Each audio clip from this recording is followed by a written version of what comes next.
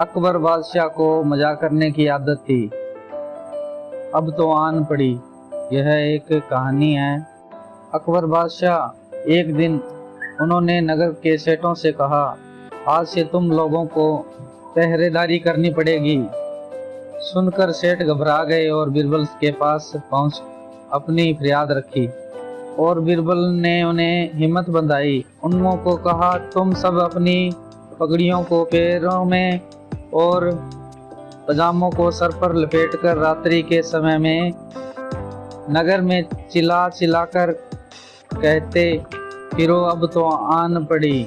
और इधर बादशाह भी भेष बदल कर नगर में गश्त लगाने निकले। और सेठों का यह निराला स्वांग देखकर बादशाह पहले तो हंसे, फिर बोले, यह सब क्या है? और सेठों के मुखिया ने कहा, जहां बना हम सेठ जन्म से ही गुड़ और तेल बेचने का काम सीख कर आए हैं, और भला पहरेदारी क्या कर पाएंगे? अगर इतना ही जानते होते तो लोग हमें बनिया क्यों कहकर पुकारते? और बादशाह अकबर बीरबल की चाल को समझ गए और अपना हुक्म वापस लेने को कहा। और दोस्तों, अगर ये वीडियो आपको अच्छा लग रहा है तो लाइक कीजिएगा, और चैनल पर अगर नए हो तो सब्सक्राइब कर लीजिएगा।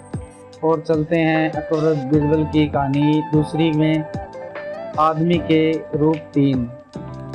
और एक बार बादशाह अकबर ने बीरबल से पूछा, क्या तुम हमें 3 तरह खूबियों का एक ही आदमी में दिखा सकते हो?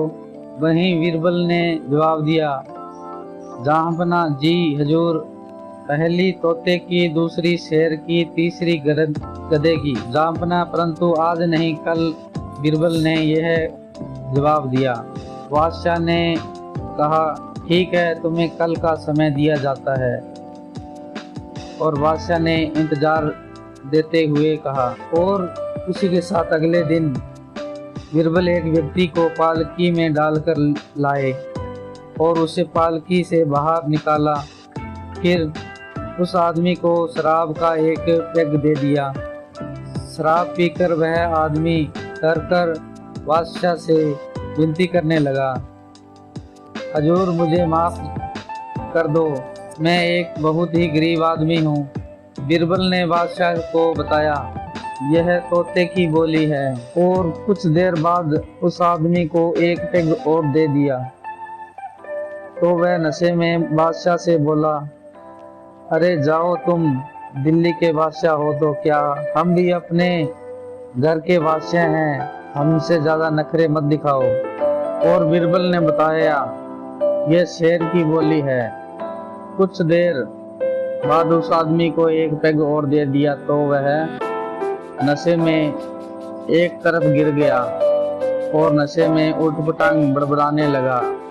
और बीरबल ने उसे एक लात लगाते हुए बादशाह से कहा, हजूर यह एक गधे की बोली है।